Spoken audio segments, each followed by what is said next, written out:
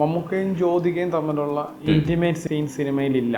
സ്വാഭാവികമായിട്ടും പ്രണയത്തിന്റെ ഭാഗമാണ് സെക്സ് നമ്മൾ പറയുന്നത്, അല്ലെങ്കിൽ ഇന്റിമസി എന്ന് പറയുന്നത്. അപ്പൊ എന്താണ് കാതലിൽ അത് ഇല്ലാത്തതെന്ന് ചോദിച്ചാൽ, കാതൽ ഹൃദയം കൊണ്ട് സ്നേഹിക്കുന്ന മനുഷ്യനെ കുറിച്ചാണ് പറയുന്നത്. ഏറ്റവും അവസാനം എനിക്ക് ആ ഷോട്ട് എടുക്കാൻ പറ്റിയെന്നുള്ളതാണ്. ആസ് എ ഫിലിം മേക്കർ ഞാൻ എപ്പോഴും ത്രിൽഡാണ്. മമ്മൂക്ക അങ്ങനെ ഒരു കോഫി ഷോപ്പിൽ നിന്ന് വന്ന് ഇറങ്ങി നിൽക്കുന്നു, മമ്മൂക്ക പോലും അതിൻ്റെ ഒരു ഭാഗമാണ്. ഞാൻ എടുത്തിട്ടുള്ള ഏറ്റവും നല്ല ഷോട്ടാണ്. മതത്തിന്റെ വശത്ത് നിൽക്കുന്നവരൊക്കെ അങ്ങനെയാണെങ്കിൽ നിങ്ങൾ ഇൻഡെക്സിനെയാണോ പ്രൊമോട്ട് ചെയ്യുന്നത്, പീഡോഫീലിയാണോ നിങ്ങൾ സപ്പോർട്ട് ചെയ്യുന്നത് എന്നൊക്കെ പറഞ്ഞിട്ട് ഈ വാദങ്ങളേക്കും ഇപ്പൊ പറഞ്ഞ കമന്റുകളിലൊന്നും യാതൊരു വിധത്തിലും നിലനിൽപ്പില്ലാത്ത കമന്റുകളാണ്. ഒരുത്തന്നെ അവിടെ കമന്റ് ഇട്ടിട്ട് രാജാവായിട്ടിരിക്കുകയല്ല, അവനെ ആക്രമിക്കാൻ ഒട്ടേറെ മനുഷ്യരിവിടെ ഉണ്ടായി. അവരൊക്കെയാണ് ഈ സിനിമയുടെ വിജയം എന്ന് പറയുന്നത്. പ്രേക്ഷകരില്ലെങ്കിൽ ഈ സിനിമയില്ല, നമ്മളിവിടെ ഇരുന്ന് വർത്താനം പറയില്ല. ഇന്ത്യയിലെ ഏറ്റവും നല്ല പ്രേക്ഷക സമൂഹമുള്ള ഒരു സംസ്ഥാനമാണ് നമ്മൾ. കേരളത്തിന് പുറത്തോട്ട് യാത്ര ചെയ്യുമ്പോൾ ആ സിനിമ നിങ്ങളുടെ അവിടെ ഓടിയതൊക്കെ ഞങ്ങളുടെ കൂടെയാണ് ഇത് കാണല്ലോ, നിങ്ങളെ അപ്രീഷിയേറ്റ് ചെയ്യുന്നു. ഞങ്ങൾക്ക് ഇങ്ങനത്തെ സിനിമ ചെയ്യാൻ ഇവിടെ പറ്റത്തില്ല. ഏതെങ്കിലും ഒരു സിനിമയ്ക്ക് ഫസ്റ്റ് ഡേ കളക്ഷൻ ഇല്ല, ആള് കുറവാവുന്നത്. പക്ഷെ ഫസ്റ്റ് ഡേ കണ്ടവരുടെ അഭിപ്രായം മതി അടുത്ത ഷോയ്ക്ക് ആള് വരെ. അവസാനം എന്തോ കുഴിച്ചിട്ടിട്ട് ഇടിച്ചു വെക്കുന്നതാ, തമാശക്ക് വെച്ചതായിരിക്കുമല്ലോ ട്രെയിലറിൽ. അത് തമാശക്ക് വെച്ചതാണെന്ന് തന്നെ ഇരിക്കട്ടെ, ആണെങ്കിലും അല്ലെങ്കിലും അതിനെ കുറിച്ചൊക്കെ പറയാൻ പോയാ പണി കിട്ടും. അത് കണ്ടാൽ മതി കേട്ടോ. സ്വകാര്യം സംഭവബഹുലം എന്ന ചിത്രത്തിന്റെ വിശേഷങ്ങളുമായി ജിയോ ബേബിയാണ് നമുക്കിപ്പോൾ ഉള്ളത്. ഹായ്. ഇപ്പോൾ ഇതിൽ ലീഡ് റോളാണ്. അതായത് ജോണി ചേട്ടനെയും ഈ പറയുന്ന പോലെ ദിലീഷ് പോത്തനെയും ബേസിലിനെയൊക്കെ പോലെ നിങ്ങൾ ലീഡ് ആക്ടറായിട്ട് മാറുകയാണ്. സന്തോഷമുള്ള കാര്യമാണ്. സന്തോഷിക്കണമല്ലോ. നമ്മൾ അങ്ങനെ ഒരു ശ്രമത്തിന്റെ ഭാഗമൊന്നുമല്ല. ഇതിന്റെ സംവിധായകൻ നസീർ വിളിച്ചു. അപ്പൊ ഞാൻ ചോദിക്കുകയും ചെയ്തു എന്താണ് എന്നെ ഇങ്ങനെ കാസ്റ്റ് ചെയ്തത്. അപ്പോൾ അദ്ദേഹം അതിനൊരു ഇങ്ങനെ ആൻസർ പറഞ്ഞു. ഞാൻ പറഞ്ഞു എനിക്ക് ചെയ്യാൻ ഇഷ്ടമാണ്, ചെയ്യാം. അങ്ങനെയാണ് ഇത് സംഭവിക്കുന്നത്. ഞാൻ സ്ക്രിപ്റ്റൊക്കെ വായിച്ചിരുന്നു. നമ്മളൊരു പ്രധാനപ്പെട്ട കഥാപാത്രം ചെയ്യുമ്പോൾ അതിൻ്റെ എല്ലാം അറിയണമല്ലോ എന്ന് തോന്നിയിരുന്നു. അല്ലാത്തൊരു സിനിമ വരുമ്പം മുഴുവൻ സ്ക്രീൻ പ്ലേ ഒന്നും വായിക്കാറൊന്നുമില്ല. നമ്മുടെ കഥാപാത്രം എന്താണ്, ടോട്ടൽ സിനിമ എന്താണെന്ന് ചോദിക്കും. പക്ഷേ ഇത് പക്ഷേ മുഴുവൻ വായിച്ചിട്ട് ചെയ്യാമെന്ന് തോന്നി, അങ്ങനെ ചെയ്യുന്നത്. ഞാൻ പുലിമടയിൽ കാണുന്ന സമയത്ത് ആ നാട്ടുമ്പുറത്തുകാരുടെ ഒരു സ്വഭാവമുണ്ട്. ചില കാര്യങ്ങളിലൊക്കെ ഭക്ഷണമൊക്കെ ഉണ്ടാക്കി കൊടുത്ത് പകർന്നു കൊടുത്ത് ആ ഒരു ഓളം ഉണ്ടാക്കുന്ന ചില ക്യാരക്ടേഴ്സ് ഉണ്ട്. ആ ക്യാരക്ടർ പുലിമടയിൽ ചെയ്യുന്ന സമയത്ത് ഞാൻ വിചാരിച്ചു ഈ മനുഷ്യന് ഇതേപോലത്തെ സാധനങ്ങൾ കുറച്ചുകൂടെ കൂട്ടല്ലേ എന്ന് വിചാരിച്ചു. പുലിമട ശരിക്കും ഒരു ശ്രദ്ധിക്കപ്പെടുന്ന ഒരു ടോപ്പിക്കാണ്. പക്ഷേ തിയേറ്ററിൽ വേണ്ടത്ര വിജയം കണ്ടിട്ടില്ല. എന്തുകൊണ്ടായിരിക്കും അത് സ്വീകരിക്കപ്പെടാതെ പോയത്? അങ്ങനെ സിനിമ എപ്പോഴും ഒരു നമുക്ക് എന്താ പറയുക, നമ്മൾ എത്രയൊക്കെ ശ്രദ്ധിച്ചും എത്രയൊക്കെ പ്രതീക്ഷയോടുകൂടി സിനിമ ഉണ്ടാക്കുമ്പോഴും സിനിമ എപ്പോഴും ഒരുതരം ഒരു ഗാംബ്ലിങ് സ്വഭാവമാണ് സിനിമയ്ക്കുള്ളത്. നമ്മൾ വളരെ പ്രതീക്ഷയോടുകൂടി ആൾക്കാർ സ്വീകരിക്കും എന്ന് ഓർത്ത് ചെയ്യുന്ന ചില സിനിമകൾ ഒന്നും സംഭവിക്കാതെ പോകും. ഇപ്പോൾ എനിക്ക് തന്നെയാണെങ്കിലും ഞാൻ ഈ ഗ്രേറ്റ് ഇന്ത്യൻ കിച്ചൺ ചെയ്യുമ്പോൾ വളരെ സീരിയസ് ആയിട്ടുള്ളൊരു സിനിമ, അതിനെ അത്തരം പ്രേക്ഷകർ മാത്രം കാണുകയോ എന്തെങ്കിലും പറയുകയോ ചെയ്യുമായിരിക്കും. എനിക്ക് ആ സിനിമ ചെയ്യണമെന്ന് തോന്നി ഞാനങ്ങ് ചെയ്യുന്നു. പക്ഷെ ഞാൻ വിചാരിക്കാത്തത് പോലെ പോയി. ഇപ്പം ഞാൻ അതിനുശേഷം ശ്രീധന്യ കാറ്ററിംഗ് സർവീസ് എന്ന് പറഞ്ഞൊരു സിനിമ ചെയ്തു. പലർക്കും അറിയില്ല ഞാൻ അങ്ങനെ സിനിമ ചെയ്ത കാര്യം പോലും. ഞാൻ വിചാരിച്ചത് അത് വളരെ തമാശയുള്ള സിനിമയാണ്, ആൾക്കാരൊക്കെ ഇഷ്ടപ്പെടുമായിരിക്കും. അപ്പം ഗ്രേറ്റ് ഇന്ത്യൻ കിച്ചൻ്റെ ഒരു കോൺഫിഡൻസും കൂടെ എനിക്കുണ്ട്. ഇനിയിപ്പം നമ്മൾ വളരെ പുതിയ ആൾക്കാരെ വെച്ച് ഒരു സിനിമ ചെയ്യുന്നു, അതൊരു ബ്രേവ് അറ്റംപ്റ്റ് ആണ്. അതൊക്കെ എനിക്ക് അങ്ങനെ തന്നെയാണ്. എനിക്ക് ആ സിനിമ ഇഷ്ടമാണ്. പക്ഷെ ആ സിനിമ അവിടെ ആരും കണ്ടില്ല. അതിനേക്കാളും കൂടുതൽ ഫ്രീഡം ഫൈറ്റിനെ കുറിച്ച് സംസാരിക്കുകയും ചെയ്യുന്നുണ്ട്. ഫ്രീഡം ഫൈറ്റ് അത് വർക്കായ സിനിമയാണ്. കാരണം അത് OTT റിലീസായിരുന്നു. മറ്റേ ഞാനിപ്പോൾ പറഞ്ഞ Sreedhanya catering service theatre release. ഞാൻ പറഞ്ഞ സിനിമയെ സംബന്ധിച്ച് അത്രേ ഉള്ളൂ. വർക്കാകാതെ പോകുന്ന പല കാരണങ്ങളുണ്ട്. അപ്പോൾ എനിക്ക് വളരെ ഇഷ്ടപ്പെട്ട സിനിമയായിട്ട് നിൽക്കുമ്പോഴും പല സിനിമകളും വർക്കാകുന്നില്ല. അല്ലെങ്കിൽ നമുക്ക് വളരെ മോശം തോന്നുന്ന ചിലപ്പോൾ സിനിമകൾ ചിലപ്പോൾ വർക്കാവും, വളരെ മോശം തോന്നുന്നില്ല നമുക്ക് വർക്കാകാത്തത്. അങ്ങനെ അതിൻ്റെ ഒരു നമുക്ക് എന്താണ് ഇതിന് കാരണം എന്ന് വെച്ചാൽ ഐഡന്റിഫൈ ചെയ്യാൻ എനിക്കറിയില്ല. അഭിനയിച്ച മറ്റൊരു സിനിമ പുരുഷപ്രേതം അസാമാന്യമായിട്ട് ആൾക്കാർ ശ്രദ്ധിക്കുകയും സംസാരിക്കുകയും ഇപ്പോഴും നമ്മൾ മനസ്സിൽ സൂക്ഷിക്കുകയും ചെയ്യുന്നുണ്ട്. അതൊരു എന്താ പറയുക, നമ്മൾ അതുവരെ കണ്ടിട്ടില്ലാത്ത ഒരു വർക്ക് എന്നുള്ള രീതിയിൽ അത് നമ്മൾ ഭയങ്കരമായിട്ട് അപ്രീഷിയേറ്റ് ചെയ്യുന്നുണ്ട്. എനിക്ക് തോന്നുന്നു ആ സമയത്ത് ഞാൻ ആവാസ വ്യൂഹം എന്ന് പറയുന്ന വേറൊരു സിനിമകൾ കണ്ടിട്ടുണ്ടാകും. ഈ സിനിമകളൊക്കെ നമ്മുടെ മനസ്സിനകത്തങ്ങ് കയറി. പക്ഷെ പോപ്പുലർ സിനിമ എന്നുള്ള അർത്ഥത്തിൽ ഒരു പക്ഷേ അംഗീകരിക്കപ്പെട്ടിട്ടില്ല, പക്ഷെ സിനിമ എന്നുള്ള അർത്ഥത്തിൽ എക്സിസ്റ്റ് ചെയ്യില്ല. പുരുഷപ്രേതം ഭയങ്കരമായിട്ട് സ്വീകരിക്കപ്പെട്ട സിനിമ. എനിക്കൊന്ന് അന്ന് തിയേറ്റർ റിലീസ് അല്ലായിരുന്നു, OTT റിലീസായിരുന്നു. നല്ല അപ്രീസിയേഷൻ എല്ലാത്തരം പ്രേക്ഷകരുടെ ഭാഗത്തും സോഷ്യൽ മീഡിയയിലൊക്കെ നിറഞ്ഞു നിന്നിരുന്നു ആ സിനിമ. അതിൽ അഭിനയിക്കാൻ പറ്റിയ സത്യം പറഞ്ഞ ഒരു വലിയൊരു കാര്യമായിട്ട് എനിക്ക് തോന്നുന്നു. കാരണം കൃഷാന്തും ഞാനും തമ്മിലുള്ള ആ ക്യാരക്ടർ അത് കുറച്ച് ചിരിയൊക്കെ ഉണ്ടാക്കിയിട്ടുണ്ട് ആ കഥാപാത്രം ഞാൻ ചെയ്തത്. അപ്പോൾ അതാണ് ഒരു ക്രിയേറ്ററും ആക്ടറും തമ്മിലുള്ള ഒരു കമ്മ്യൂണിക്കേഷനാണ് എപ്പോഴും അതിനെ ലിഫ്റ്റ് ചെയ്യുന്നത്. നമുക്ക് അങ്ങനെ ചെയ്താലോ എന്ന് ചിലപ്പോൾ അങ്ങോട്ട് ചോദിക്കാൻ പറ്റും. അല്ലെങ്കിൽ നമ്മൾ ചെയ്യുന്ന കാണുമ്പോൾ അവർക്ക് കുറച്ചുകൂടെ അതിൽ വർക്ക് ചെയ്യാൻ തോന്നും. ഇപ്പോൾ സ്വകാര്യ സംഭവ ബോധത്തിലും അങ്ങനെയൊക്കെ ഉണ്ടായിട്ടുണ്ട്. നസീർ എന്നോട് പറഞ്ഞിട്ടുണ്ട്, ഇത് കുറച്ച് നല്ലതായിട്ട് വരുന്നുണ്ട്, ഞാൻ കുറച്ച് കാര്യങ്ങൾ ആഡ് ചെയ്യുവാണ്. അപ്പോൾ അത് എപ്പോഴും സംഭവിക്കുന്നതാണ്. നല്ല സിനിമകൾക്കുള്ളിൽ എപ്പോഴും സംഭവിക്കും. ഇൻവെസ്റ്റിഗേഷൻ കാണാൻ നമുക്കൊക്കെ ഇഷ്ടമാണ്. ഇതിനകത്തൊരു ഇൻവെസ്റ്റിഗേഷൻ ത്രൂ ഔട്ട് പോകുന്നുണ്ട് മനസ്സിലാകുന്നുണ്ട്. ഒപ്പം തന്നെ ഒരു മകൾ അച്ഛൻ റിലേഷൻഷിപ്പും കൂടെ കൈകാര്യം ചെയ്യുന്നുണ്ടാവും.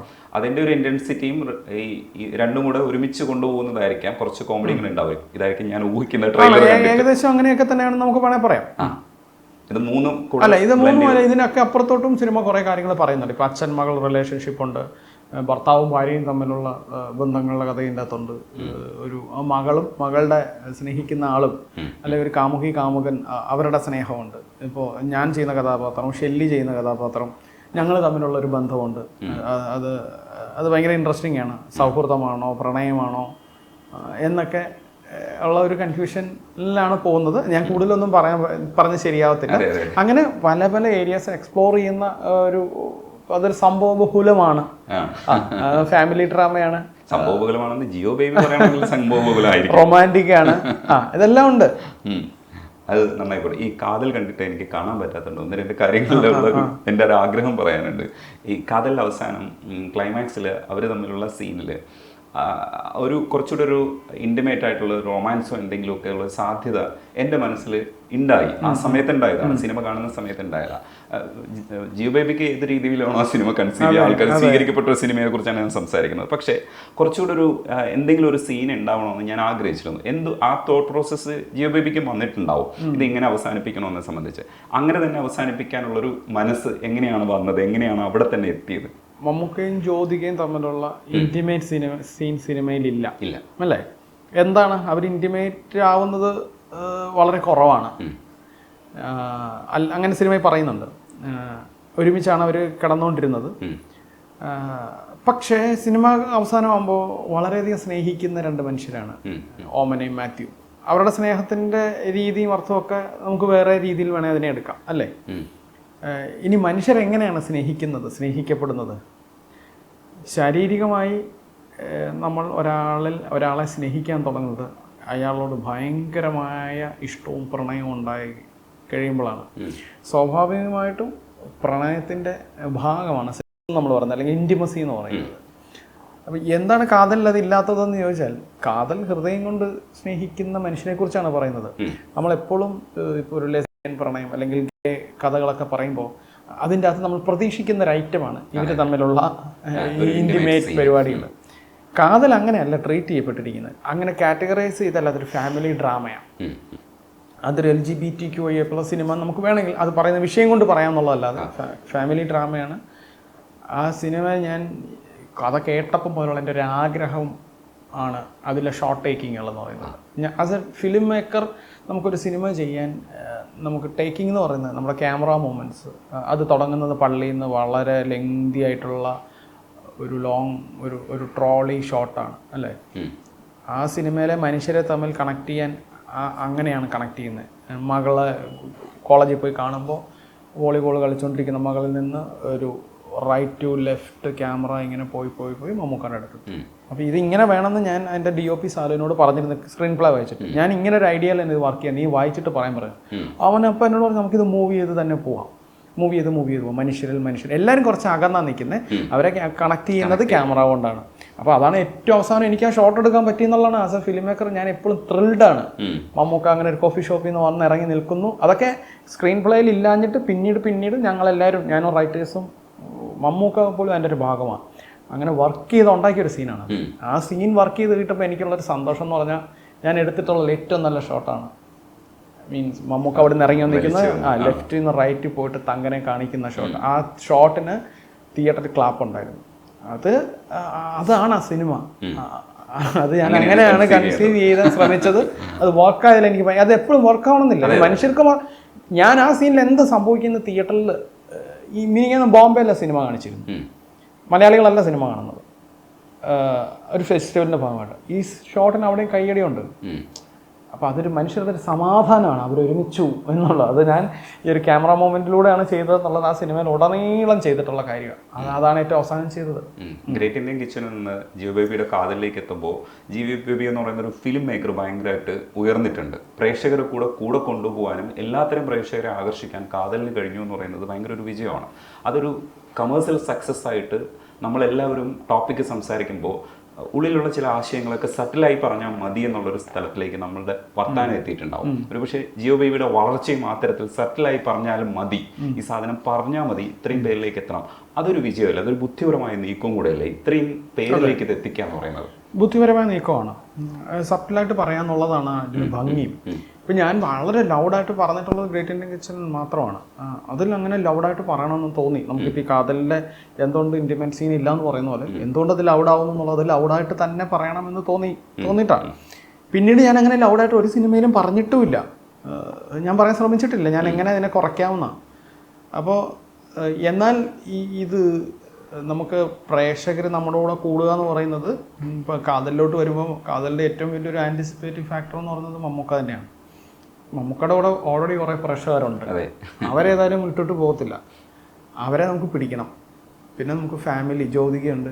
അപ്പോൾ ഈ സിനിമ എന്താണെന്ന് ആൾക്കാർക്ക് ഓൾറെഡി ഇവരൊക്കെ ഉള്ളതുകൊണ്ട് ഇത് കാണണമല്ലോ എന്നുള്ള തോന്നൽ ഫസ്റ്റ് പോസ്റ്റർ വരുമ്പോൾ തന്നെ ഉണ്ടാവും, നമുക്കറിയാം, ഉണ്ടായിരുന്നു. അപ്പോൾ പോസ്റ്ററിലൊക്കെ ഭയങ്കര ശ്രദ്ധിച്ചിരുന്നു എങ്ങനത്തെ പോസ്റ്റർ വേണം. നമ്മളെ ഉദ്ദേശിച്ച സംഭവം കൃത്യമായി വർക്കായി. അപ്പം ഈ സിനിമ എൻ്റെ മനസ്സിലെ ആഗ്രഹം ഫാമിലി കാണണം എന്ന് തന്നെയായിരുന്നു, പിള്ളേർ കാണണം എന്ന് തന്നെയായിരുന്നു. അപ്പോൾ നമ്മൾ ഈ സിനിമയിൽ വർക്ക് ചെയ്യുന്നതിൻ്റെ ഭാഗമായിട്ട് ഒരു 3ാം ക്ലാസ്സിൽ പഠിക്കുന്ന എൻ്റെ മോന് ഈ കമ്മ്യൂണിറ്റി എന്ന് പറഞ്ഞാൽ എന്താണെന്നറിയാം. അപ്പോൾ അത് നമ്മളവനെ പറഞ്ഞു കൊടുത്തിട്ടില്ല. ഈ സിനിമയുടെ ഡിസ്കഷൻസിലും സിനിമയുടെ കൂടെയൊക്കെയുള്ള ഒരു ട്രാവലും സിനിമ കണ്ടു കഴിയുമ്പോൾ മനസ്സിലാവുന്നൊരു കാര്യം. ഇവൻ്റെ സ്കൂളിൽ പോയി കുട്ടികളുമായിട്ട് പ്രശ്നത്തിലാകുന്നുണ്ട്. അതായത് ആണുങ്ങളും കല്യാണം കഴിക്കുന്നത് ശരിയല്ല എന്ന് പറയുന്ന അവൻ്റെ ക്ലാസ്മേറ്റ്സ് ഉണ്ട്. അവിടെ അവന് തർക്കിക്കേണ്ടി വരുന്നുണ്ട്. അതാണ് ഞാൻ ഉദ്ദേശിച്ചത്. അത് ഇഷ്ടം പോലെ ഫാമിലീസ് സിനിമ കണ്ടിട്ടുണ്ട്, കുട്ടികൾ കണ്ടിട്ടുണ്ട്. നമുക്ക് ഈ പറയുന്ന വലിയ ക്ലാസ്സൊന്നും എടുത്തു കൊടുക്കാതെ കുറേ കാര്യങ്ങളെങ്കിലും വളരെ സഫലായിട്ട് പറഞ്ഞു കൊടുക്കാൻ പറ്റി. ക്ലാസ് എടുക്കാൻ വേണ്ടി നല്ല സിനിമ ഉണ്ടാക്കിയത്. പക്ഷെ അത് നടന്നു എന്നുള്ളത് വലിയ കാര്യമാണ്. അപ്പം ഈ സോഷ്യൽ സർവീസൊക്കെ ചെയ്യുന്ന മനുഷ്യർ ഒക്കെ നമ്മളോട് പറയാറുണ്ട്, നിങ്ങൾ ചെയ്ത വലിയൊരു ഉപകാരമാണ് എന്ന്. അത് സന്തോഷം, ഇത്രേ ഉള്ളൂ. ഇപ്പോൾ ആ സിനിമയിൽ സെക്ഷുവാലിറ്റിക്ക് അപ്പുറത്തേക്ക് ഒരു സെക്ഷൽ ഐഡൻറ്റിറ്റി, സെക്ഷൽ ഓറിയൻറ്റേഷനൊക്കെയാണ് നമ്മൾ ശ്രദ്ധിക്കേണ്ട ഏരിയാസ്. അപ്പം അത് ഒക്കെയാണ് നമ്മൾ സംസാരിക്കേണ്ടത് എന്ന് പറയുമ്പോഴും ഇതിന് എതിർപക്ഷം മതത്തിൻ്റെ വശത്ത് നിൽക്കുന്നവരൊക്കെ അങ്ങനെയാണെങ്കിൽ നിങ്ങൾ ഇൻസെക്സിനെയാണോ പ്രൊമോട്ട് ചെയ്യുന്നത്, പീഡോഫീലിയാണോ നിങ്ങൾ സപ്പോർട്ട് ചെയ്യുന്നത് എന്നൊക്കെ പറഞ്ഞിട്ട് ഈ വാദങ്ങളെയൊക്കെ മറികടക്കാൻ വേണ്ടിയിട്ട് അപ്പുറത്തെ സൈഡിൽ കൊണ്ടുവന്ന് ചില വാദങ്ങൾ വെച്ചു. പക്ഷേ എന്നിട്ടും സിനിമ പിടിച്ചു കയറുകയും അത് ഒരു സക്സസ് ആവുകയും വിഷയങ്ങളൊക്കെ ആൾക്കാർ ബോധേഡ് ആവുകയൊക്കെ ചെയ്ത് കാണുമ്പോൾ അതും ഒരു സക്സസ് അല്ലേ? തീർച്ചയായിട്ടും സക്സസ് തന്നെ. അതിന് നമുക്ക് പ്രേക്ഷകരോടാണ് നന്ദി പറയാനുള്ളത്. അല്ലെങ്കിൽ ഇപ്പോൾ പറഞ്ഞ കമൻറ്റുകളിലൊന്നും യാതൊരു വിധത്തിലും എന്താ പറയുക, നിലനിൽപ്പില്ലാത്ത കമൻറ്റുകളാണ്. വെറുതെ വായിക്കാന്നുള്ള കമൻറ്റുകളേ ഉള്ളൂ. അപ്പോൾ ഈ പറഞ്ഞ പോലെ പീഡോഫീലിയ എന്ന് പറയുമ്പോൾ അത് സമ്മതമില്ലാത്ത സെക്സ് ആണെന്ന് അതിൻ്റെ അടിയിൽ പോയി നമ്മുടെ മലയാളികൾ, നമ്മുടെ പ്രേക്ഷകരോ, നമ്മുടെ സിനിമേനെ ഇഷ്ടപ്പെടുന്നവരോ അല്ലെങ്കിൽ ഇത്തരം കാര്യങ്ങളെ പ്രോഗ്രസീവായിട്ട് കാണുന്ന മനുഷ്യരെ പോയി കമൻറ്റ് ചെയ്യുന്നതന്നെയാണ് നമ്മുടെ വിജയം. അല്ലാതെ ഒരുത്തന്നെ അവിടെ കമൻറ്റ് ഇട്ടിട്ട് രാജാവായിട്ടിരിക്കുകയല്ല. അവനെ ആക്രമിക്കാൻ ഒട്ടേറെ മനുഷ്യർ ഇവിടെ ഉണ്ടായി. അവരൊക്കെയാണ് ഈ സിനിമയുടെ വിജയം എന്ന് പറയുന്നത്. ഇപ്പം നമുക്കിപ്പം നോക്കും, ഇപ്പം നമ്മൾ തിയേറ്ററിൽ വരുന്ന സിനിമകൾ, നല്ല സിനിമകൾ എന്ന് തോന്നുന്ന സിനിമകളൊക്കെ വിജയിപ്പിക്കുന്ന പ്രേക്ഷകരോട് നമ്മൾ വളരെ കടപ്പെട്ടിരിക്കുകയാണ്, മലയാള ഫിലിം ഇൻഡസ്ട്രി. സോ അവിടേക്കാണ് നമ്മുടെ സിനിമയായിട്ടും വരുന്നത്. അപ്പോൾ നമ്മൾ ഇതിൻ്റെ അകത്ത് വർക്ക് ചെയ്തിട്ടുണ്ട്, നമ്മൾ എഫേർട്ട് ഇട്ടിട്ടുണ്ട്, നല്ലൊരു സിനിമ ജനങ്ങൾക്ക് കൊടുക്കാനാണ് ശ്രമിക്കുന്നത്. അപ്പോൾ പ്രേക്ഷകരില്ലെങ്കിൽ ഈ സിനിമയില്ല, നമ്മളിവിടെ ഇരുന്ന് വർത്താനം പറയില്ല. ഇന്ത്യയിലെ ഏറ്റവും നല്ല പ്രേക്ഷക സമൂഹമുള്ള ഒരു സംസ്ഥാനമാണ് നമ്മൾ. അപ്പോൾ നമ്മൾ പല സ്ഥലത്തും കേരളത്തിന് പുറത്തോട്ട് യാത്ര ചെയ്യുമ്പോൾ ആ സിനിമ നിങ്ങളുടെ അവിടെ ഓടിയതൊക്കെ ഞങ്ങളുടെ കൂടെയാണ് ഇത് കാണല്ലോ, നിങ്ങളെ അപ്രീഷിയേറ്റ് ചെയ്യുന്നു, നിങ്ങളുടെ പ്രേക്ഷകരാണ് നിങ്ങളുടെ ശക്തി നമ്മൾ ഇങ്ങോട്ട് പറഞ്ഞു തരും. ഞങ്ങൾക്ക് അങ്ങനത്തെ സിനിമ ചെയ്യാൻ ഇവിടെ പറ്റത്തില്ല. ഹിന്ദിന്നും തമിഴിലൊക്കെ നമുക്ക് ചെല്ലുമ്പോൾ കേൾക്കുന്ന വാക്കുകളാണ്. നിങ്ങളുടെ ഇൻഡസ്ട്രിയോട് അസൂയ തോന്നുന്നു എന്ന് വരെ പറഞ്ഞിട്ടുള്ള സിനിമയിൽ തന്നെ വർക്ക് ചെയ്യുന്ന മറ്റു മനുഷ്യരുണ്ട് ഇന്ത്യയിൽ തന്നെ ഉള്ള. അത് വലിയ കാര്യം. നമ്മൾ ശരിയാണല്ലോ. അതിൽ പ്രധാനപ്പെട്ട ഫാക്ടറാണ് മമ്മൂട്ടി കമ്പനി. ഇത് രണ്ടും ജിയോ ബേബി എന്ന് പറയുന്ന ഒരു ആർട്ടിസ്റ്റിനെ എത്രത്തോളം സപ്പോർട്ട് ചെയ്തിട്ടുണ്ട്, ഇല്ലെങ്കിൽ ജിയോ ബേബി ഇന്ന് നിൽക്കുന്ന ഒരു പ്രൗഡായിട്ടുള്ള വേറൊരു മൊമെൻറ്റും കൂടിയുണ്ട്. സക്സസ്ഫുൾ എന്ന് വെച്ചാൽ തിയേറ്ററിക്കൽ സക്സസ്ഫുൾ സിനിമകളുടെ ഭാഗമായിട്ടുള്ള ഒരു ജിയോ ബേബി ഉണ്ട്. ആ ജിയോ ബേബിയെ മമ്മൂട്ടി കമ്പനിയും കാതൽ എന്ന് പറയുന്ന സിനിമയിൽ എത്രത്തോളം സപ്പോർട്ട് ചെയ്തിട്ടുണ്ട്? 100%. ആ സിനിമ ഒന്ന് നമുക്ക് ഈ പ്രേക്ഷകർക്ക് മനസ്സിലായി എന്ന് പറയുന്ന പോലെ ഇത് ഏറ്റവും ആദ്യം മനസ്സിലാവേണ്ട ഒരു ആളാണ് അതിലെ പ്രധാന കഥാപാത്രം ചെയ്യുന്ന ആളെന്ന് പറയുന്നത്. അത് മമ്മൂക്കയെക്കുറിച്ച് ആലോചിക്കുമ്പോൾ അത് മമ്മൂക്കയ്ക്ക് മനസ്സിലാകുന്നു. എന്നോട് ചോദിച്ചു ഇത് നിർമ്മാതാവുണ്ടോ? ഇല്ല, മമ്മൂക്ക ഉണ്ടെങ്കിൽ നിർമ്മാതാവ് ഈസിയാണല്ലോ, ഞാൻ നിർമ്മിച്ചോളാം എന്ന് അദ്ദേഹം നമ്മളെ വിളിച്ച് കഥ പറഞ്ഞിട്ട് നമ്മുടെ മമ്മൂട്ടി കമ്പനിയിലെ ആൾക്കാർ നമ്മളെ വിളിക്കിയത്, നിങ്ങൾക്ക് നിർമ്മാതാവുണ്ടോ എന്ന് മമ്മൂക്ക ചോദിക്കുന്നു, ഇല്ലെങ്കിൽ അവർക്ക് നിർമ്മിക്കണമെന്നുണ്ടോ, കമ്പനിക്ക് നിർമ്മിക്കണമെന്നുണ്ടോ. ഭയങ്കര സന്തോഷമാണ്. പിന്നെ എല്ലാം ഈസി അല്ലേ. അങ്ങനെ അവർ മമ്മൂക്ക ഓൺ ബോർഡാവുന്നു, അവർ നിർമ്മിക്കുന്നു എന്നൊക്കെ പറയുന്നതുകൊണ്ടാണ് നമുക്ക് ഈ സിനിമയെ ഭയങ്കര എല്ലാ കാര്യങ്ങളും ഞങ്ങൾക്ക് ഇപ്പം ഞാൻ പറഞ്ഞല്ലോ ഒരു ഷോട്ട് എടുക്കാൻ വേണ്ടി ഉപയോഗിക്കുന്ന എക്യുപ്മെൻ്റ് എന്ന് പറയുന്നത് ഇവിടെ ഇല്ലാത്തൊരു സാധനമാണ്.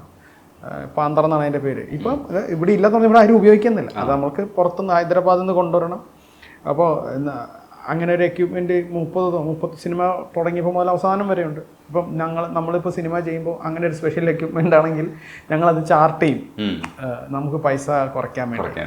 അപ്പോൾ അത് വേണ്ട, നിങ്ങളത് എടുത്തോ എന്ന് പറയുന്ന ഒരു സ്വാതന്ത്ര്യം വളരെ വലുതാണ്. അത് അങ്ങനെ എല്ലാ ഏരിയയിലും, അത് ഞാനൊരു ഉദാഹരണം പറഞ്ഞതേ ഉള്ളൂ, ചെറിയൊരു ഉദാഹരണമാണ്. എല്ലാ തരത്തിലും നമുക്ക് ഒരു സിനിമയ്ക്ക് വേണ്ടത് എന്തൊക്കെയാണെങ്കിലും അതെല്ലാം ഒരുക്കി തരികയും കൂടെ നിൽക്കുകയും നല്ല റിലീസ് ചെയ്യുകയും എല്ലാം ചെയ്തിട്ടുണ്ട്.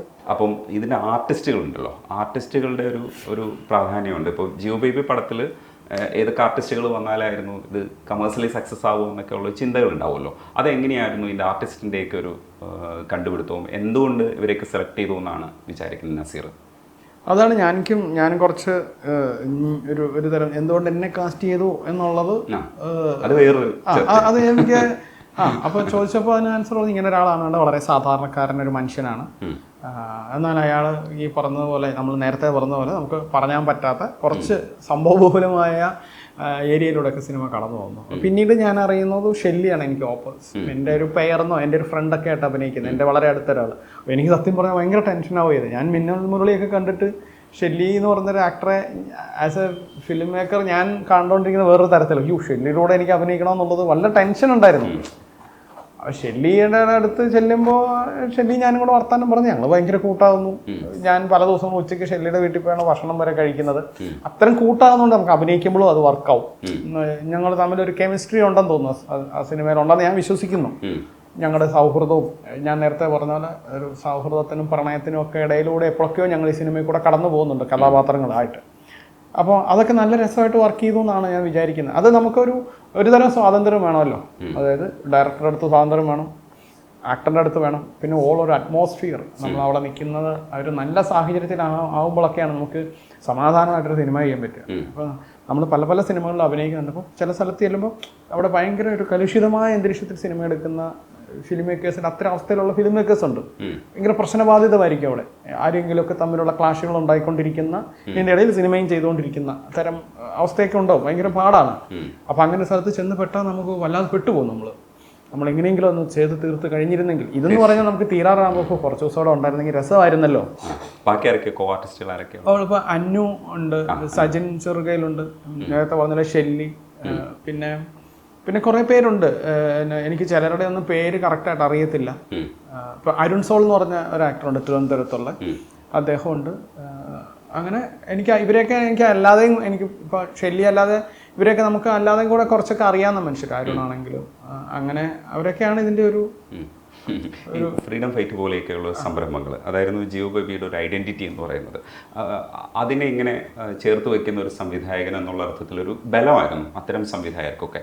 അത്തരം സംരംഭങ്ങളൊക്കെ ഇനിയും അങ്ങനെ തന്നെയാണോ മുന്നോട്ട് പോവുക? കുറച്ചുകൂടെ അപ്ലിഫ്റ്റ് ചെയ്യപ്പെടും. ജിയോ ബേബി കുറച്ചുകൂടെ അറിയപ്പെടുന്ന ഒരു സംവിധായകനും നടനും ആകുമ്പോൾ കുറച്ചുകൂടെ അപ്ലിഫ്റ്റ് ചെയ്യപ്പെടും. പക്ഷേ ഇതിൻ്റെയൊക്കെ പ്രാധാന്യം എങ്ങനെയായിരിക്കും? അല്ല, നമ്മൾ ഫ്രീഡം ഫൈറ്റിനെയൊക്കെ അപ്രോച്ച് ചെയ്യുന്നത് എന്നാൽ കുറേ സംവിധായകർക്ക് അവസരം കൊടുത്തേക്കാം, അതല്ല. നമ്മൾ അങ്ങനെ എന്നാൽ കുറേ പേരെ സഹായിച്ചേക്കാം, അങ്ങനെയൊന്നും മെൻറ്റാലിറ്റിയിലല്ല അത്. അപ്പോൾ അങ്ങനെയൊക്കെ വ്യാഖ്യാനിക്കപ്പെടുന്നുണ്ട്. അതൊക്കെ കേൾക്കുന്നതിൽ എനിക്ക് സന്തോഷമുണ്ട്. നമുക്ക് കോവിഡാണ്, പാൻഡമിക്കിൻ്റെ സമയമാണ്. നമുക്ക് അതായത് ഇതിൻ്റെ ഒരു സെക്കൻഡ് വേവ് വന്ന മറ്റു സമയത്താണ് ഗ്രേറ്റ് ഇന്ത്യൻ കിച്ചൺ കഴിഞ്ഞു, അത് കൊമേഴ്ഷ്യൽ സക്സസ്ഫുള്ളായി, നമുക്കിനി ഒരു സിനിമ ചെയ്യാൻ പറ്റുന്ന സാധ്യതയുണ്ട്, എന്ത് സിനിമ ചെയ്യും? അപ്പോൾ ആ സമയത്ത് ഞാനിങ്ങനെ ആലോചിക്കുക, നമുക്ക് ഒരു സിനിമ ഷൂട്ട് ചെയ്യണമെന്ന് 10-40 ദിവസം വേണം. അത്രയും ദിവസം ഈ പാൻഡമിക് ഇനിയും വലുതാവുമോ? അപ്പോൾ തോന്നിയൊരു ഐഡിയ ആണ്, നമുക്ക് ചെറിയ ചെറിയ സിനിമകൾ പല ഡയറക്ടേഴ്സായിട്ട് പല സ്ഥലത്ത് സംഭവിക്കട്ടെ, നമുക്ക് നിർമ്മിക്കാം. ആര് ചെയ്യും സിനിമകൾ? അപ്പോൾ എനിക്ക് പോയിട്ട് ഭയങ്കര എസ്റ്റാബ്ലിഷ്ഡ് ആയിട്ടുള്ള ആൾക്കാരുടെ അടുത്ത് സംസാരിക്കാൻ തോന്നിയില്ല. എനിക്ക് സത്യം പറഞ്ഞാൽ പേടിയുണ്ട്, പോയിട്ട് വലിയൊരു എസ്റ്റാബ്ലിഷ്ഡ് ഫിലിം മേക്കറിൻ്റെ അടുത്ത് ഞങ്ങളിങ്ങനെ ഒരു പരിപാടി ചെയ്യാം, നിങ്ങളൊരു പടം ചെയ്യണം എന്നൊക്കെ ചെയ്യാവോ എന്നൊക്കെ ചോദിക്കും. ആ സമയത്ത് ഇതെല്ലാം വളരെ ആക്സിഡൻ്റലി സംഭവിച്ചതാണ്. ഇപ്പോൾ പെട്ടെന്ന് പറയുകയാണെങ്കിൽ അനിൽ കുമാർ, എൻ്റെ പടം ഗീതു വളരെ ശ്രദ്ധേയമായ സിനിമയായിരുന്നു. അവൻ എൻ്റെ അടുത്ത് വെറുതെ ഒരു ദിവസം വിളിച്ച് ചോദിച്ചാണ്, ഞാനൊരു പരിപാടി ആലോചിക്കുന്നുണ്ട്, ഒരു ഷോർട്ട് ഫിലിമാണ്, അത് നിർമ്മിക്കാൻ ആരെങ്കിലും കിട്ടുമോ ചേട്ടൻ്റെ പരിചയത്തിൽ? അപ്പോൾ ഈ ഫ്രീഡം ഫൈറ്റ് ഞാൻ ആലോചിക്കുന്നില്ല, ഞാൻ നോക്കട്ടെ, എനിക്ക് ഷോർട്ട് ഫിലിം നിർമ്മാതാക്കളൊക്കെ കിട്ടുമോ എനിക്കറിയില്ല, നോക്കാം. അതിന് സമയത്ത് ഈ ആലോചിക്കുമ്പോൾ ഞാൻ അഖിലിനെ വിളിച്ചു. അഖിൽ അന്ന് പറഞ്ഞ പരിപാടി, ഇങ്ങനൊരു പരിപാടി ഉണ്ട്, അതൊന്ന് അങ്ങനെ നോക്കിയാലോ? യെസ്, അതാവുന്നു. ഈ ഏറ്റവും അവസാനത്തെ പടം ചെയ്ത ആള് ജിതിന് അതിന് തൊട്ട് മുന്നേ ചെയ്ത പടം അറ്റൻഷൻ പ്ലീസ് ഇതുമായിട്ട് ആലോചിക്കുന്നതിന് ഒരു 2 വീക്സ് മുന്നേ ഞാൻ ആ സിനിമ കാണുന്നത്. അറ്റൻഷൻ പ്ലീസ് കണ്ടിട്ട് എനിക്ക് ജിതിനോട് സംസാരിക്കാൻ തോന്നി. ഞാൻ ജിതിനെ വിളിക്കും, ജിതിനെ ഗംഭീരമായിട്ടുണ്ട് സിനിമ, അപ്പോൾ നമ്മൾ ഇങ്ങനെ ഒരു പരിപാടി പ്ലാൻ ചെയ്യുന്നുണ്ട്, എന്തെങ്കിലും ഉണ്ടെങ്കിൽ പറയൂ. ജിതിൻ ഈ പറഞ്ഞൊരു 2 ആഴ്ച കഴിഞ്ഞപ്പോൾ കൊണ്ടുവന്ന തിരക്കഥയാണ് എൻ്റെ ഏറ്റവും അവസാനത്തെ പുറത്തൂമോ എന്ന് പറയുന്ന കഥ. അപ്പോൾ ഇങ്ങനെ ഇരിക്കുമ്പോൾ സാലു എൻ്റെ അടുത്ത് പറഞ്ഞു, ജിയോ ചേട്ടാ, സാലു നമ്മുടെ DOP ഗ്രേറ്റ് ഇന്ത്യൻ കിച്ചൺ കാതൽ പറഞ്ഞു, നമ്മൾ ഇങ്ങനെ എല്ലാവരും ആണുങ്ങൾ മാത്രമായാൽ പോരല്ലോ, നമുക്ക് ജിയോ ബേബി പ്രൊഡ്യൂസ് ചെയ്യുമ്പോൾ നിർമ്മിക്കുമ്പോൾ നിങ്ങളുടെ കമ്പനി ചെയ്യുമ്പോൾ ഒരു പെണ്ണ് വേണ്ടേ? വേണം. ആരാ ഉള്ളേ? അപ്പോൾ കുഞ്ഞില എന്ന് പറഞ്ഞ ഒരു ആളുണ്ട്, അവരുടെ നല്ല സ്ക്രീൻ പ്ലേ ഉണ്ട്, അതൊന്ന് വായിച്ചു നോക്കാം. ഉറപ്പായിട്ടും വായിച്ചു നോക്കാം. കുഞ്ഞിലയുടെ സ്ക്രീൻ പ്ലേ വായിച്ചതാണ് ശരിക്കും ഫ്രീഡം ഫൈറ്റ് ഉണ്ടാവാൻ എൻ്റെ പേഴ്സണൽ റീസൺ. എനിക്ക് ആ സ്ക്രീൻ പ്ലേ വായിച്ചപ്പോൾ ആ സിനിമ കാണാൻ എനിക്ക് കൊതിയായി. പിന്നെ ഒരാൾ എൻ്റെ എഡിറ്ററാണ്, ഫ്രാൻസിസ്. ഞാനിപ്പോൾ ഇങ്ങനെ ഈ ചുറ്റും നടക്കുന്ന സംഭവങ്ങൾ ഫ്രാൻസിസിന് അറിയാം, നമ്മുടെ ടീമിൽ പലർക്കും അറിയാം. ഞാൻ പറഞ്ഞിട്ടുണ്ട്, അവിടെ ആരെങ്കിലും എന്തെങ്കിലുമൊക്കെ ഉണ്ടെങ്കിൽ കൊണ്ടുപോകാം, നമുക്ക് നല്ല പരിപാടി ചെയ്യാം. ഫ്രാൻസിസ് ഒരു ഐഡിയ കൊണ്ടുവന്നു, ഭയങ്കര ഇഷ്ടമായി, അത് നമ്മൾ ചെയ്തു. അങ്ങനെയാണ് 5 പടം ഉണ്ടാകുന്നത്. ഞാനും ഒരു പടം ചെയ്തു, അല്ലാതെ ഇത് ആരെയും സഹായിച്ചതല്ല, സംഭവിച്ചതാണ്. പക്ഷെ പലരും ഫസ്റ്റ് ടൈം ഫിലിം മേക്കേഴ്സ് ആയിരുന്നു. 1-2 പേരെയും അവരൊക്കെ ഒന്ന് ലിഫ്റ്റ് ചെയ്യുന്നതാണ് ശരിക്കും. ലിഫ്റ്റ് ചെയ്യാനുള്ള നമുക്ക് കംഫർട്ട് ഇവരൊക്കെ ആയിരുന്നു എന്നുള്ളത്, അല്ലാതെ അവരെ ഉയർത്തിക്കൊണ്ട് വരാമെന്ന് ഞാൻ ഒരിക്കലും വിചാരിച്ചിട്ടില്ല. പക്ഷേ ഈ കുഞ്ഞിലയുടെ സ്ക്രീൻ പ്ലേ കാണുമ്പോൾ അല്ലെങ്കിൽ ഫ്രാൻസിസിൻ്റെ കഥ കേൾക്കുമ്പോൾ ഇതൊക്കെ കാണാൻ നമുക്ക് ഇത് വിഷ്വലി കാണാൻ നമുക്കൊരു തരം കൊതിയുണ്ടല്ലോ. നമുക്കൊരു കഥ കേൾക്കുമ്പോൾ എനിക്ക് ഏറ്റവും പേഴ്സണൽ ഫേവറേറ്റ് പടം കുഞ്ഞിലയുടെ സിനിമയാണ്. അതെ, കുഞ്ഞിലെ മസ്ലാമണി അത് നന്നായിട്ട് ചെയ്തിട്ടുണ്ട്. അതെ, ബ്രില്യൻറ്റ് ഫിലിം മേക്കിംഗ് ആണ് മലയാള സിനിമയിൽ. അങ്ങനത്തെ സിനിമകളില്ല. കാതലിൻ്റെ ഒരു ക്വസ്റ്റ്യൻ കൂടി ചോദിച്ചോട്ടെ. ഇപ്പോൾ അനക്ക അതിനകത്ത് മമ്മൂക്കയുടെ മകളായിട്ട് അഭിനയിക്കുന്ന ആർട്ടിസ്റ്റിനെ അനക്ക അതിനകത്തേക്ക് ഇടുമ്പോൾ അനക്ക അതിന് മുമ്പ് ചെയ്ത ഷോർട്ട് ഫിലിം എന്ന് പറയുന്നത് ഇതുമായിട്ട് ബന്ധപ്പെട്ടതാണ്. പിന്നെ അനക്ക അയാളുടെ ഐഡന്റിറ്റിയും വെളിപ്പെടുത്തിയിട്ടുണ്ടായിരുന്നു. അത്രയ്ക്കും ധൈര്യമുള്ള ഒരു പെൺകുട്ടിയാണ്. അത്തരം ഒരു കാരണമാണോ ആ ഫിലിം കാണുമ്പോൾ ഉള്ള ഒരു ആ ഫിലിമിന്റെ ആശയത്തോടുള്ള അടുപ്പമാണോ? എന്തുകൊണ്ടാണ് അയാളെ ശരിക്കും കാസ്റ്റ് ചെയ്തത്? അനക്ക കാസ്റ്റ് ചെയ്യാനുള്ള ഒരേ ഒരു കാരണം, അല്ലാതെ മമ്മൂക്ക ഷോർട്ട് ഫിലിം കണ്ടിട്ടുണ്ടായിരുന്നു? ഉണ്ട്. മമ്മൂക്ക കാണാത്ത ഷോർട്ട് ഫിലിംസ് ഒന്നും ഇല്ല. ഞാൻ അത് ന്യൂ നോർമൽ ഞാൻ കാണുന്നു. കാതൽ എന്ന് പറഞ്ഞൊരു സിനിമ ഞാൻ ചെയ്യുമെന്നോ ഒരു പിടിയില്ലാതിരിക്കുന്ന സമയത്ത്, കാതലിൻ്റെ സ്ക്രീൻ പ്ലേ ഞാൻ വായിച്ചിട്ടില്ല. അത് അവരെൻ്റെ കഥ എൻ്റെ അടുത്ത് പറയുമ്പോഴാണ് ഞാൻ സിനിമ ചെയ്യണം തീരുമാനിക്കുന്നത്. ന്യൂ നോർമൽ കണ്ടിട്ട് അതിൻ്റെ ഡയറക്ടറെയും അതിൽ അഭിനയിച്ച അനക്കയും ഞാൻ ഫോൺ വിളിച്ച് സംസാരിച്ചു. എനിക്ക് അവരോട് ഭയങ്കരമായിട്ടുള്ള ബഹുമാനം തോന്നി. എനിക്ക് അനക്കയുടെ കൂടെ വർക്ക് ചെയ്യാൻ കൊതിയായി. എനിക്ക് എൻ്റെ സിനിമയിൽ അഭിനയിക്കുന്ന പല മനുഷ്യരുടെ കൂടെയും വർക്ക് ചെയ്യാൻ എനിക്ക് കൊതിയായിട്ടാണ് ഞാൻ അവരൊക്കെ എൻ്റെ സിനിമയിൽ ഉണ്ടാവുക. പലരുണ്ട്. ഒരാളോട് വർക്ക് ചെയ്യാൻ നമുക്ക് ഭയങ്കര ഇഷ്ടം ഉണ്ടാകുന്നിടത്ത് അയാൾക്ക് വേണ്ടി കഥാപാത്രമൊന്നും ഉണ്ടാക്കാൻ പറ്റില്ലല്ലോ സിനിമയിൽ. കാതൽ വന്നു സ്ക്രീൻ പ്ലേ വായിച്ചു. മമ്മൂക്കയുടെ ഒരു മോളുണ്ട് അതിൻ്റെ കഥാപാത്രം. ആദ്യത്തെ സ്ക്രീൻ പ്ലേ വേർഷനിൽ പോലും ആ കുട്ടി കല്യാണമൊക്കെ കഴിഞ്ഞിട്ടുള്ള ഒരു സ്ത്രീയാണ്. ഞാൻ പിന്നെ എൻ്റേതായിട്ടുള്ള രീതിയിൽ ഞാനും ആദർശം പോർഷനിൽ ഇരുന്ന് ആ സ്ക്രീൻ പ്ലേ വർക്ക് ചെയ്യുമ്പോൾ അത് മാറി മമ്മൂക്കയുടെ മകൾ കോളേജ് പഠിക്കുന്ന ഒരു കുട്ടിയാക്കാൻ തീരുമാനിച്ചു. എനിക്ക് ഫസ്റ്റിൽ അനഘേനെ ഓർമ്മ വന്നു. ഞാൻ അനഘയെ വിളിച്ചു, ഒരു ഓഡിഷൻ ചെയ്തു. അനഘനെ ഓഡിഷൻ ചെയ്യേണ്ട കാര്യമൊന്നും ഇല്ലെന്ന് എനിക്കറിയാം. പക്ഷേ എങ്ങനെയായിരിക്കും അനഘ ബിഹേവ് ചെയ്യുക ഈ കഥാപാത്രമായിട്ട് ചെയ്ത് നോക്കി ഫിക്സ് ചെയ്യുക ചെയ്തേ. നല്ല കാസ്റ്റിംഗ് കൂടെ ആയിരുന്നു. നമുക്ക് അങ്ങനെ തോന്നും. ചില സിനിമകളൊക്കെ ഈ നമ്മളിപ്പോൾ വളരെ ഇമ്പോർട്ടൻ്റ് അല്ലാത്ത ക്യാരക്ടേഴ്സ് നമ്മുടെ സിനിമയിൽ ചെയ്തിട്ടുള്ള മനുഷ്യരുടെയൊക്കെ നമുക്ക് ജോലി ചെയ്യാനുള്ള ഒരു തരം ശ്രീധന്യ കേരള ശ്രദ്ധിക്കപ്പെട്ടിട്ടില്ല. പക്ഷെ അതിൽ കുമാർ എന്ന് പറഞ്ഞൊരു ആക്ടർ അഭിനയിച്ചിട്ടുള്ള ഒരു കഥാപാത്രമുണ്ട്, അളിയൻ എന്ന് പറഞ്ഞിട്ട്. അതെനിക്ക് ഭയങ്കര, അയാളോട് ജോലി ചെയ്യാൻ ഭയങ്കര ഇഷ്ടമായിട്ട് ആണ് അയാളെ കാസ്റ്റ് ചെയ്യുന്നത്. കാതലിലോട്ട് വന്നാൽ തങ്കൻ എന്ന് പറഞ്ഞ കഥാപാത്രം ചെയ്തത്, ഞാൻ സ്ക്രീൻ പ്ലേ വായിക്കുമ്പോൾ അയാളുടെ മുഖം എൻ്റെ മനസ്സിൽ. അയാൾ 40-ലധികം സിനിമയിൽ അഭിനയിച്ചിട്ടുണ്ട്. നമ്മൾ അയാളെ തിരിച്ചറിയുന്നത് കാതലിൽ അഭിനയിക്കുമ്പോഴാണ്. എനിക്ക് അദ്ദേഹത്തിനോട് ജോലി ചെയ്യാൻ വല്ലാത്ത ഒരു ആഗ്രഹമുണ്ടായിരുന്നു. അയാളിലെ ആക്ടറിൻ്റെ പൊട്ടൻഷ്യൽ എനിക്കറിയാവുന്നുണ്ട്. അത് അയാൾ ചെറിയ കഥാപാത്രങ്ങൾ എൻ്റെ സിനിമയും ചെയ്തിട്ടുണ്ട്. അത് ചെയ്യുന്ന കാണുമ്പോൾ എനിക്കറിയാം ഇയാൾ ഗംഭീര നടനാണല്ലോ, ഇയാളെ യൂസ് ചെയ്യണമല്ലോ, സമയം വരണ്ടേ. എൻ്റെ കൂടെ ഒരു പായയിൽ കിടന്ന ഒരു പാത്രത്തിൽ കഴിച്ചു എന്ന് പറയുന്ന മനുഷ്യൻ എൻ്റെ കൂടെ ഉണ്ടാവും, അഭിനേതാക്കൾ. അവരെ പോലും നമുക്ക് കാസ്റ്റ് ചെയ്യാൻ പറ്റാത്ത ഒരു സാഹചര്യത്തിലുള്ള ഒരു കാസ്റ്റിംഗ് സംഭവിക്കുക. അത് സംഭവിക്കുമ്പോഴാണ് ഒരു നടനൊക്കെ ഉണ്ടാവുക. നല്ലൊരു പരിപാടിയിൽ ഒരാളെ നമുക്ക് വിളിക്കാൻ പറ്റുമ്പോൾ. തീർച്ചയായിട്ടും ഈ സ്വകാര്യ സംഭവങ്ങളും റിലീസ് ചെയ്യപ്പെടുന്ന ഒരു അറ്റ്മോസ്ഫിയർ നല്ലതാണ്. ഈ അറ്റ്മോസ്ഫിയർ കൊണ്ട് ഒരു പക്ഷേ സിനിമ രക്ഷപ്പെടണമെന്നില്ല, പക്ഷേ നല്ലൊരു അറ്റ്മോസ്ഫിയർ ആണ് ഇപ്പോൾ മലയാള സിനിമയിലുള്ളത്. തിയേറ്ററിലേക്ക് ആൾക്കാർ കൂടുതൽ വരുന്നുണ്ട്. അതൊരു സന്തോഷം നൽകുന്ന ഒരു കാര്യമാണ്. തീർച്ചയായിട്ടും നമ്മുടെ പശ്ചാത്തലത്തിൽ തന്നെ റിലീസ് ചെയ്യാൻ പറ്റും. നമ്മുടെ പ്രതീക്ഷ അതാണ്. നമുക്ക് ഇപ്പോൾ നമ്മൾ എന്തെല്ലാം പബ്ലിസിറ്റി ചെയ്താലും സിനിമയ്ക്ക് പബ്ലിസിറ്റി കൊടുക്കുന്നത് കാഴ്ചക്കാർ തന്നെയാണ്, പ്രേക്ഷകർ തന്നെയാണ്. അവർ സിനിമ കണ്ടിട്ട് ഇപ്പോൾ ഫോർ എക്സാമ്പിൾ നമ്മുടെ ഒരു ഏതെങ്കിലും ഒരു സിനിമയ്ക്ക് ഫസ്റ്റ് ഡേ കളക്ഷൻ ഇല്ല, ആൾ കുറവാകുന്നത്. പക്ഷെ ഫസ്റ്റ് ഡേ കണ്ടവരുടെ അഭിപ്രായം മതി അടുത്ത ഷോയ്ക്ക് ആൾ വരാൻ. അപ്പോൾ ഈ പ്രൊമോഷൻസ് ഒക്കെ ആൾക്കാർ കാണും, അല്ലെ സിനിമ വരുന്നുണ്ടെന്ന് നമുക്ക് അറിയിക്കാനുള്ള മാർഗ്ഗങ്ങൾ മാത്രമാണ്. അതിനപ്പുറത്ത് പ്രേക്ഷകരാണ് ഇതിനെ പ്രൊമോട്ട് ചെയ്യുന്നത്. ഇപ്പം നമുക്കിപ്പോൾ വിജയിച്ച സിനിമകളെല്ലാം എടുത്ത് നോക്കിയാലും ഒരു ഭയങ്കര ആർട്ടിസ്റ്റ് ഉള്ളതുകൊണ്ട് എല്ലാവരും സിനിമ കാണാൻ പോകുന്നത്. ആ സിനിമ വർക്കാണ്, ആ സിനിമ നമുക്ക് കണക്ട് ചെയ്യുന്നു, ആ സിനിമ ഗംഭീരമാണ് എന്ന് മനുഷ്യരെഴുതി പോസ്റ്റ് ചെയ്യുമ്പോൾ മാത്രമാണ് എന്നാൽ കണ്ടേക്കാം പോവുകയാണ് അടുത്ത ഷോയ്ക്കോ പിറ്റേ ദിവസത്തെ ഷോയ്ക്കോ. പിന്നെ എന്താ, നമ്മൾ ഓൺലൈൻ ബുക്കിംഗ് നോക്കുമ്പോൾ ഫാസ്റ്റ് ഫില്ലിംഗ് കാണിക്കും. ഇതാണ് ഇവിടെ സംഭവിച്ചുകൊണ്ടിരിക്കുന്നത്. അതിൽ നമുക്ക് ഈ പറഞ്ഞ പോലെ നമുക്ക് ഇഷ്ടമുള്ള താരങ്ങളുടെ സിനിമകളുണ്ട്. അവരൊക്കെ ആൾക്കാരെ കൂട്ടാൻ വളരെ ഗംഭീരമായ ആൾക്കാരെ ജനക്കൂട്ടത്തെ ഉണ്ടാക്കുന്ന താരങ്ങൾ നമുക്കുണ്ട്. അവരും കൂടെയൊക്കെ ചേരുമ്പോൾ ഈ നമ്മുടെ ഇൻഡസ്ട്രി, നമ്മൾ നേരത്തെ പറഞ്ഞ പോലെ പുറത്തുള്ള ആൾക്കാർ വളരെ അസൂയോടുകൂടിയാണ് നമ്മളെ കാണുന്നത്. അതിനകത്തൊരു കാര്യം കൂടെ അഭിപ്രായം പറയേണ്ടത്, പലതരത്തിലുള്ള സിനിമകളാണ് ഇപ്പോൾ വിജയിക്കുന്നത്. ഇന്ന ജോണറൊന്നുമില്ല. സിനിമ നല്ലതാണെങ്കിൽ ഏത് ജോണറും ഗ്രിപ്പടിക്കും എന്നുള്ളൊരു അവസ്ഥയാണ്. അതും ഭയങ്കര സുഖമുള്ള ഒരു പരിപാടിയല്ലേ? അതെ, അതാണ് നമുക്ക് പ്രതീക്ഷ ഉണ്ടാവുന്നതാണ്. നമ്മൾ സ്വകാര്യ സംഭവം വരുമ്പോൾ ഇത് അങ്ങനെ ഒരു മിക്സഡ് കൈൻഡ് ഓഫ് ഇമോഷൻസ് ആണ് ഈ സിനിമ. ഇത് ഒരു സമയത്ത് ലവ് ട്രാക്കാണിത്, അല്ലെങ്കിൽ ഒരു റൊമാൻറ്റിക് സിനിമ എന്ന് തോന്നും, പെട്ടെന്ന് അത് ഷിഫ്റ്റ് ആവും, വേറൊരു തരത്തിലോട്ട് പോകും, കുറച്ച് കഴിയുമ്പോൾ ത്രില്ലിംഗ് സ്വഭാവത്തിലോട്ട് പോകും. അങ്ങനെയാണ് ഈ സിനിമ പോകുന്നത്. സോ അങ്ങനത്തെ ഒരു സിനിമാറ്റിക് എക്സ്പീരിയൻസ് നമുക്ക് അങ്ങനെ വളരെ കുറവാണ്. അല്ലെങ്കിൽ നമ്മുടെ സിനിമകൾ ത്രില്ലറാണെങ്കിൽ തുടങ്ങുമ്പോൾ തൊട്ട് ആ ഒരു ത്രില്ലർ മൂഡിലായിരിക്കും. ഇതിനൊക്കെ ഒരു പലതരത്തിൽ ഷിഫ്റ്റ് ചെയ്യുന്നൊരു തരം ഒരു സ്ക്രീൻ പ്ലേയും അങ്ങനത്തെ സിനിമയാണിത്. അപ്പം ആൾക്കാർ വരിക, അവർക്ക് മനസ്സിലാകുക, അവർക്ക് ഇഷ്ടപ്പെടുക എന്നുള്ളത് മാത്രമാണ് ഇന്നത്തെ സിനിമയുടെ മാർക്കറ്റിംഗ്. പിന്നെ സിനിമ വരുന്നുണ്ടെന്ന് നമുക്ക് അറിയിക്കണം മനുഷ്യരെ. തീർച്ചയായും അത് നമ്മൾ ചെയ്തുകൊണ്ടിരിക്കുന്നു. അതോടൊപ്പം തന്നെ ട്രെയിലർ കണ്ടപ്പോൾ അവസാനം എന്തോ കുഴിച്ചിട്ടിട്ട് ഇടിച്ചു വെക്കുന്നതാ. ഇത് നമ്മൾ ദൃശ്യത്തിന്റെ കണ്ടതിന് ശേഷം ഏത് കുഴിയെടുത്താലും നമ്മൾ ദൃശ്യം പോയി കണക്ട് ചെയ്യും. അതൊരു മനഃപൂർവ്വം ഒരു തമാശയ്ക്ക് വെച്ചതായിരിക്കുമല്ലേ ട്രെയിലറിൽ? അത് തമാശയ്ക്ക് വെച്ചതാണെന്ന് തന്നെ ഇരിക്കട്ടെ, ആണെങ്കിലും അല്ലെങ്കിലും. അതിനെക്കുറിച്ചൊക്കെ പറയാൻ പോയാൽ പണി കിട്ടും. അത് കണ്ടാൽ മതി. എന്തായാലും ഇതിനകത്ത് കുറെ കഥകൾ ഒളിപ്പിച്ച് വെച്ചിട്ടുള്ള മനസ്സിലായിട്ടുണ്ട്. എനിക്ക് ആ ത്രില്ലർ സ്വഭാവമുള്ള ഏത് സിനിമ എനിക്ക് ഇഷ്ടമാണ്. അതുകൊണ്ട് തീർച്ചയായിട്ടും ആദ്യ ദിവസം തന്നെ കാണാൻ ശ്രമിക്കും.